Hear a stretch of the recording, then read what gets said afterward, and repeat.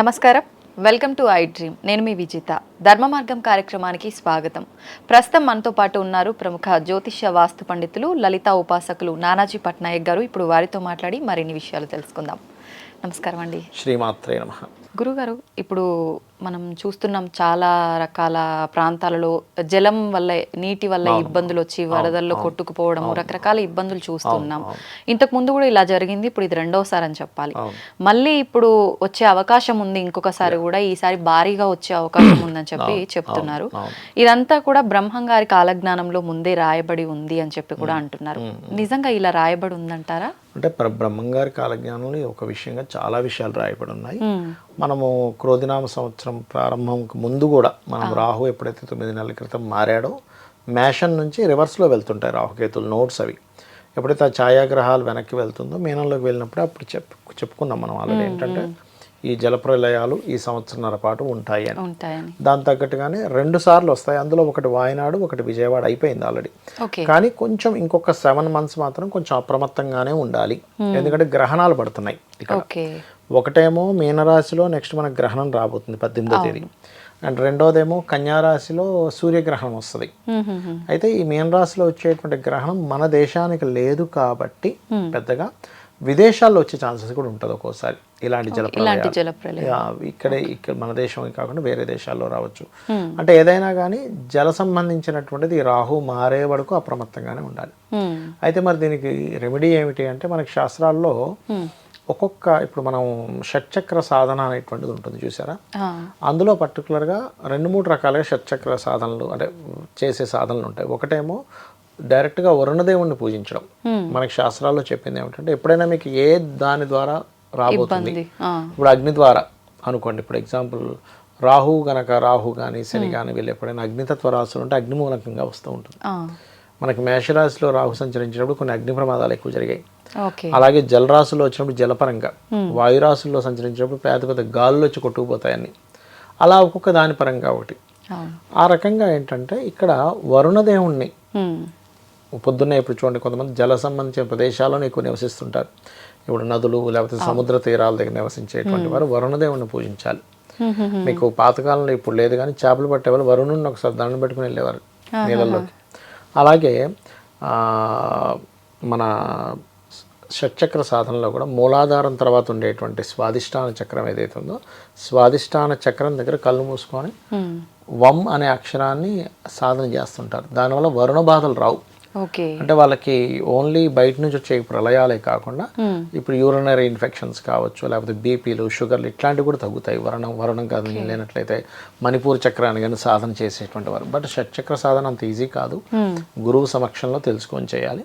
But ఎవరైతే వరుణ సంబంధించినటువంటిది చేస్తారో వమ్ అనేటువంటి నక్షత్రం సాధన ఎవరైతే చేస్తారో స్వాదిష్టాన చక్ర సంబంధించిన వాళ్ళకి ఆ సమయంలో అంటే అప్పుడేదో జలప్రలయం రాబోతుందంటే వాళ్ళు అనుకోకుండానే కాలం ఏం చేస్తుంటే వాళ్ళని అక్కడి నుంచి లేకుండా చేస్తుంది.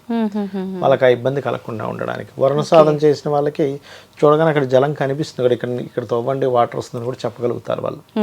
కాబట్టి నేను అనేది ఏంటంటే కాలజ్ఞానంలోని ఇటువంటి జల సంబంధించినటువంటివి అని ఉన్నాయి. ప్లస్ ఇప్పుడు రాహు కూడా జలకారక స్థానాల్లో తిరుగుతున్నాడు కాబట్టి ఇందులో పర్టికులర్గా మీరు గమనించినట్లయితే ఎప్పుడైనా ఏదైనా ప్రమాదాలు జరుగుతాయి చూసారా, పెద్ద బస్సు పడిపోయిందనో, రైలు ప్రమాదం అయిందనో, ఇవన్నీ అంటుంటారు. అలాంటప్పుడు వాళ్ళ జాతకాలు అన్ని తీస్తే వాళ్ళందరికీ ఎవరెవరైతే ఆ రోజు ట్రైనో బస్సో లేకపోతే జల సంబంధించిన వాటిలో ఇరుక్కున్నారో వాళ్ళందరికీ కూడా జలగండాలు ఉంటాయి, ప్రమాద యోగాలు ఉంటాయి. వాళ్ళందరికీ తీసుకుంటా అంటే ఆ ప్రమాద యోగాలు ఉన్న వాళ్ళందరూ ఒక దగ్గర చేరుతారు. నేను ఆశ్చర్యపోయా కొన్నిసార్లు నేను రీసెర్చ్ చేసినప్పుడు ఏంటంటే ఇప్పుడు ఇంతమంది కోట్ల మంది జనాల్లో ఈ 100 మందికి ఎందుకు ఎఫెక్ట్ అయింది ఒక బస్సు పడి అని చెప్పి తీసుకుంటే అందరికీ 184 కనెక్టివిటీస్ అక్కడ వచ్చిన వాళ్ళందరికీ కూడా మ్యాక్సిమం. అందులో మళ్ళీ పడ్డ వాళ్ళలో కొంతమంది సేఫ్గా ఏదో చిన్న దెబ్బ తగిలి బయటపడతారు, కొంతమంది ప్రాణాలు కోల్పోవడం, కొంతమందికి మేజర్ యాక్సిడెంట్ అవ్వడం. ఎందుకు అనుకుంటే అందులో ఆ ప్రయాణాల్లో కూడా యాక్సిడెంట్ అయ్యే యోగం ఉంటుంది కానీ వాళ్ళకి శారీరకంగా ఇబ్బంది పడేది తక్కువ ఉంటుంది, గురుబలం ఉంటుంది వాళ్ళకి. నేను రీసెర్చ్ చేసా ఒకసారి దీని మీద. చేస్తే అందులో తేలింది ఏంటంటే ఎక్కువ ఇబ్బంది ఎవరికి కలగాలో వాళ్ళకి ఎక్కువ ఇబ్బంది కలగడం, బట్ యాక్సిడెంట్ యోగం ఉన్న వాళ్ళందరూ ఒక బస్ ప్రయాణం చేయడం. అంటే పర్టికులర్ ఏదైనా ప్రాంతంలో జరిగిన ఇన్సిడెంట్ తీసుకుంటే కనుక అట్లా నేను రీసెర్చెస్ చేస్తుంటాం మేము. నేను నా స్టూడెంట్స్ అందరూ కలిసి కూడా ఏంటంటే కొంచెం ఈ ఎందుకు అంటే పర్టికులర్గా అన్ని భావాల మీద అంటే ఎట్లా అంటే ఈ పర్టికులర్ వాళ్ళకే ఎందుకు విడాకులు అవుతున్నాయి, ఈ పర్టికులర్ వాళ్ళకి ఎందుకు యాక్సిడెంట్స్ అవుతున్నాయి, ఈ పర్టికులర్ వాళ్ళే ఎందుకు ఉద్యోగం లేకుండా అలా ఉండిపోతున్నారు లైఫ్లో, వీళ్ళు ఏ రెమెడీ చేసుకుంటే బయటపడతారు అనేటువంటిది ఒక పెద్ద టీంతోనే మనం చేయడం జరుగుతూ ఉంటుంది. Okay okay. అట్లా అయితే కొంతమంది పురోహితులు స్టార్టింగ్లో ఉగాది పంచాంగం టైంలో మనకు అగ్ని ప్రమాదాలు కూడా జరిగే అవకాశం కొన్ని ప్రాంతాల్లో ఉందన్నారు. కానీ అగ్ని కంటే జలం ఎక్కువ అవుతుంది. జలం ఎక్కువ. అగ్ని ప్రమాదం మేషంలో ఉన్నప్పుడు, మేషంలో కానీ మేషంలో ఉంటే అగ్ని ప్రమాదాలు అండి. జలరాశులు 3 ఉంటాయి, అగ్నిరాశులు, వాయుతత్వ రాశులు, భూతత్వ రాశులు ఉంటాయి. ఓకే. మేషంలో ఉంటే అగ్ని ప్రమాదం గుర్తుపెట్టుకోండి, ఏదైనా పాపగ్రహాలు. ఓకే. సింహంలో ఉంటే గవర్నమెంట్ రిలేటెడ్ సంబంధించిన ఇష్యూస్ వస్తుంటాయి. ధనస్సులో ఉన్నప్పుడు కూడా అగ్ని ప్రమాదాలు వస్తుంటాయి, కానీ కొంత ధర్మ సంబంధమైనటువంటివి కొన్ని అంటే అక్కడ కొంత వరకు వాళ్ళు ఏదైనా తప్పు నిర్ణయాలు తీసుకోవడం ధర్మబద్ధంగా అట్లాంటి వాటి వల్ల వస్తుంటాయి ప్రమాదాలు అట్లా. సో ఇక్కడ ఏంటంటే వాయుతత్వ సంబంధంలోకి వెళ్తుంది. నెక్స్ట్ గాళ్ళు ఎక్కువ అవుతాయి. నెక్స్ట్ రాహు మే 30 తర్వాత నెక్స్ట్ ఇయర్ గాలుల ద్వారా ప్రమాదాలు జరిగే అవకాశం ఉంటుందా? అగ్ని, భూ, వాయు, జల ఒక్కొక్క రాశి తీసుకుంటే వాయుతత్వ రాశిలోకి వెళ్తుంది. అప్పుడు మీరు గమనించవచ్చు, ఇప్పుడు మనం చెప్పుకుంటున్నాం కదా మే 30 నెక్స్ట్ ఇయర్ 2025 మే 30 వరకు జలరాశులు జల సంబంధించిన పెరుగుతూ ఉంటాయి. జలం తర్వాత వాయువులోకి వెళ్తాడు రాహు. వాయువులోకి వెళ్ళినప్పుడు ఏమవుతుందంటే పెద్ద పెద్ద గాల్లో వచ్చి ఇట్లా అయిపోయింది. ఆ టైంలో పర్టికులర్గా ఫ్లైట్ల మీద వెళ్ళేటప్పుడు జాగ్రత్తగా ఉండాలి. ఇప్పుడు రాహు ఎప్పుడైతే కుంభంలోకి వెళ్తాడో కేతు సింహరాశిలోకి వస్తాడు. సింహం అంటే ఏంటంటే రాజ్యాన్ని వెళ్ళేటువంటి స్థానం. అక్కడ కొంతమంది రాజకీయ నాయకులు మార్పులు జరుగుతాయి. అక్కడ కొంతమంది రాజకీయ నాయకులు మారుతారు కూడా. అంటే ఒక్కొక్కసారి ప్రెసిడెంట్లు మారడము దేశాల్లోని, అది పిఎంలు మారడము, ఒకరి రాజ్యాన్ని ఇంకొకరికి అప్పచెప్పి వీళ్ళు రెస్ట్ తీసుకోవడం, ఇట్లాంటివి జరుగుతాయి మనకి సింహరాశిలో కేతు సంచరించేటప్పుడు. అంటే నెక్స్ట్ ఇయర్ 2025 నుంచి 1.5 year ఆఫ్ టైంలో. ఓకే. ఇప్పుడు మీరు మళ్ళీ ఒకవేళ జరిగిన విదేశాల్లో జరిగే అవకాశాలు ఎక్కువ ఉన్నాయి. ఒకవేళ మన దగ్గర జరిగిన ఏ ప్రాంతంలో అని ఒక అంచనా వేయొచ్చు అంటారా? అంచనా అంటే ఒకటమ్మ, దానికి ఎట్లా ఉంటుందంటే ఎక్కువగా జలం ఎక్కడైతే ఎక్కువ ఉందో అక్కడే జరుగుతుంది. ఇప్పుడు ఎందుకంటే జలరాశుల్లో ఉండే రాహు కదా, అంటే నదులు, సముద్రాలు ఉండే ప్రాంతాలే జరుగుతాయి, నార్మల్ ప్లేసెస్ లో జరగవు. మనకి అక్కడ వర్షం పడ్డప్పుడు ఇక్కడ కూడా వర్షం పడింది, కానీ ఇక్కడ అంత మునగలేదు. కరెక్టే.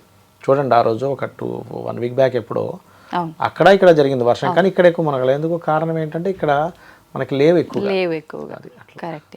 అయితే ఇప్పుడు మీరు ఇందాక సాధన చేసుకోవడం వల్ల అలాంటి గండం ఉన్న వాళ్ళు తప్పించుకునే అవకాశం అన్నారు కదా, అలా జరగకుండా ఇప్పుడు పెద్ద పెద్ద స్వామీజీలు, బాబాలు అని చెప్పి ఋషులు తపస్సు చేస్తుంటారు, పెద్ద పెద్ద అలా యాగాలు చేయడం వల్ల ఇలాంటి తప్పించుకునే అవకాశం లేదంటారా?